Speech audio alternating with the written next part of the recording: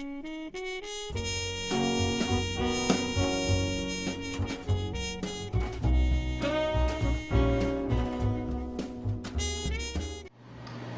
everybody, my name is Dr. Carlos Petta. I am from Brazil and now we are at the São Paulo joint meeting of ESGE and the Brazilian Society of Endometriosis. And we have two doctors here, Dr. Diaz from São Paulo and Dr. Sabino from Porto Alegre.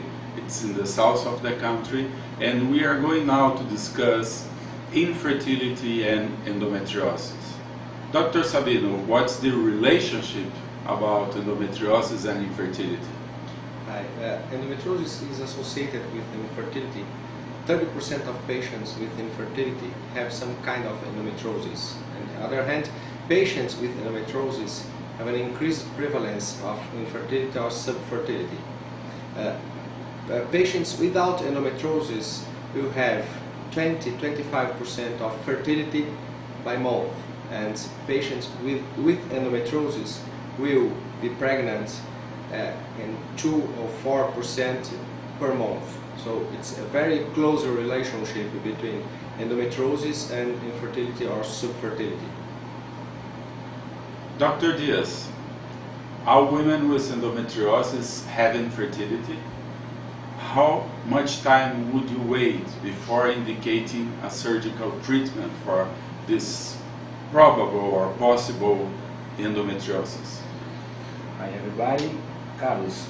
Actually, we know that those women are trying to conceive for at least 1 year when they are in front of us. And what, in our opinion, is the most important thing is thinking about the infertile patients, if she has or not pain. And for us, the symptoms of pain are very, very important on the time and when we are going to perform a laparoscopy. We know that one of the big problems and the relationship of the results of treatment infertility is age. How do you manage this patient based on age? It means, when do you indicate a surgery, when do you indicate a reproductive techniques to improve fertility based on age? Usually you should see as a patient and as a couple. So you have to do the correct diagnosis of infertility, what is causing infertility in these patients with endometriosis, to perform some kind of investigation in the husband's sperm. And we have some results in patients with more or less than 35 years old. So in patients with more older than 35 years old, it's much difficult, it's very hard to be pregnant compared to patients younger. So you can cut off 35 years old as a clear kind of cutoff to do some progressive or some more aggressive treatment.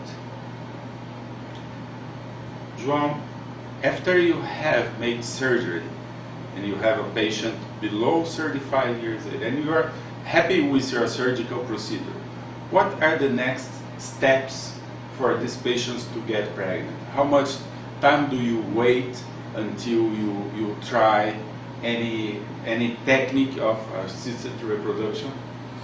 Well, if we have a good surgery, it means that we have fixed everything on the pelvis of the patients. We can wait, if she is under 35, for up to 6 months until we can move to another kind of treatment. It means that if the patient is okay and her husband also have semen analysis that's nice, we can wait until 6 months to that. Sabino, what do you feel about repetitive surgeries for endometriosis? Do you think they can enhance fertility after you had tried once? No, I think that's a good a good treatment for endometriosis, it's a one surgery based treatment. So the first surgery is the most important step in the treatment of this kind of patient.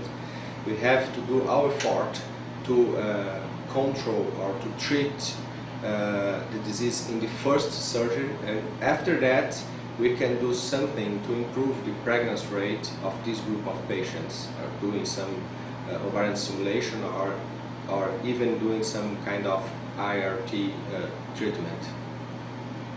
Dr. Diaz, what's your workup with the patient that you suspect of endometriosis? Do you think that we still have places for the diagnostic laparoscopy, or how do you prepare yourself to go to your surgical procedure? We are lucky here in São Paulo. Nowadays, we think that the diagnostic laparoscopy is a procedure that have not an indication anymore. We can clearly know concerning the symptoms, concerning the medical examination, and mainly with images like transvaginal ultrasound or MRI or an echoendoscopy to properly diagnose where is the disease. And now we can be preparing our team with a coloproctologic surgeon or an urologic surgeon to perform the best treatment for our patients. Well, we have seen the importance of having an adequate workup with these patients before indicating a surgery, to have a semen analysis, to have some hormonal assays, and after that to have a very well established protocols. So it's very important not to lose time. Losing time means increasing in age and decreasing fertility. I would like to thank Dr. João Diaz and Dr. Sabino for their presence here.